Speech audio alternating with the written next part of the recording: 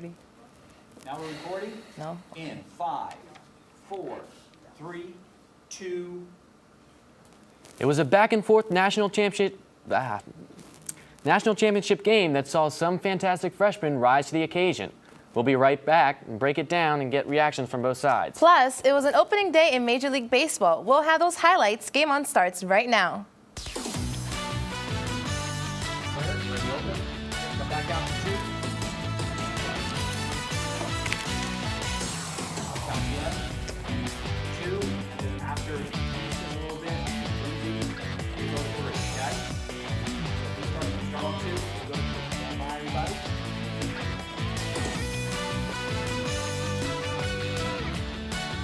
5, right here. Okay, right here. Welcome to Game On, where we can't blame the officials if we have a bad show. I'm Matt Warner, joined by Lindsay Keith.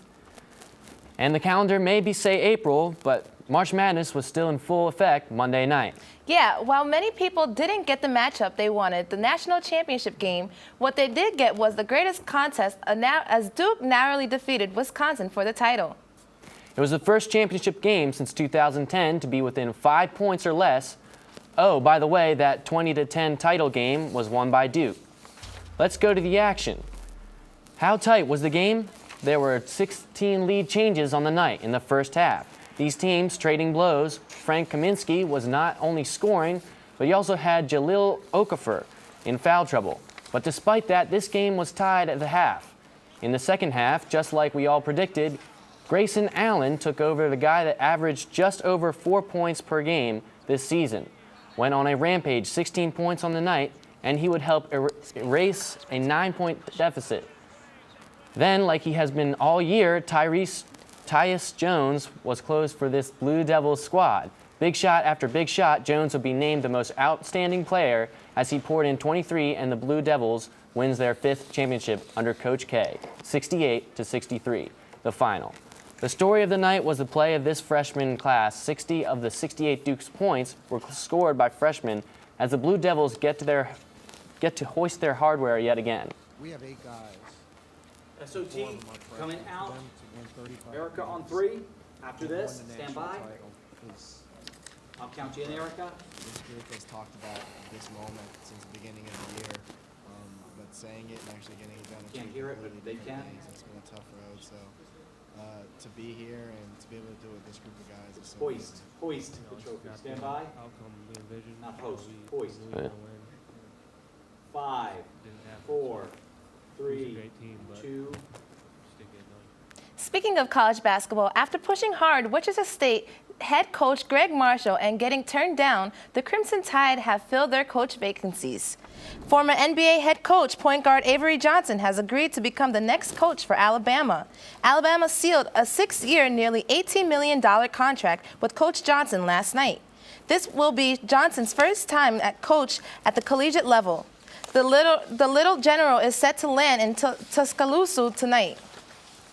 How great was Monday? Not only did we have the national championship game, but we also had opening day for almost everyone in the Major League Baseball. And like it or not, one of the biggest stories was the return of this guy, Alex Rodriguez.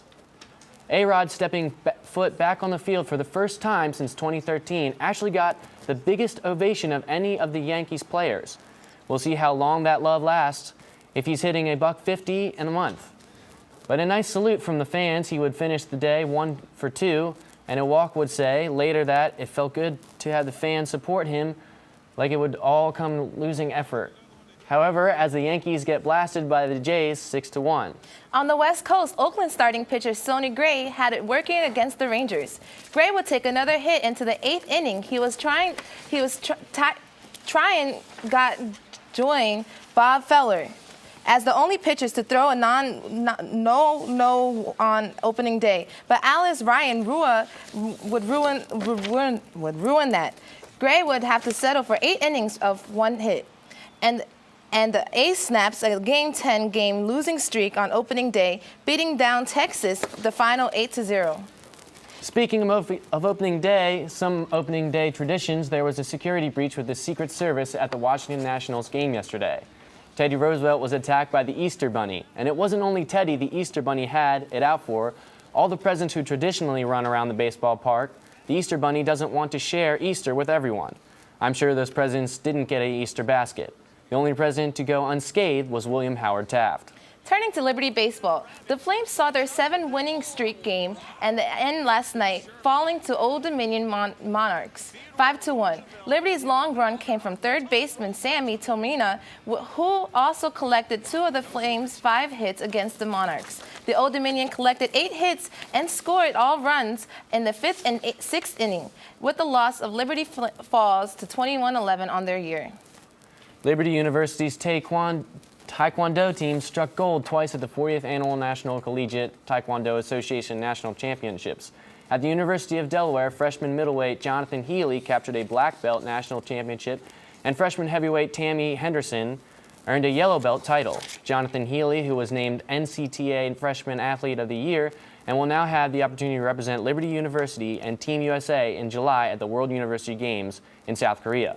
Rhett, you mentioned during your hot segment, and they are hot right now, the Liberty women's lacrosse team. The Lady Flames have been on a roll under second-year head with Kelly Nanji. After a 10-point win over Campbell last week, Liberty won again by 10 goals. But this time against Coastal Carolina last night at home, Katie Pidmore and Katie Britton key with 4 goals apiece. Liberty is now 4-8 overall and 2-0 in the conference play. The ladies will travel to NC to take Gardner-Webb on Friday. Coming up, we're joined by studio for a former NFL player who is now having success in a difference in field. And we bring you the game on Top 5. You don't want to miss these highlights. We'll be right back.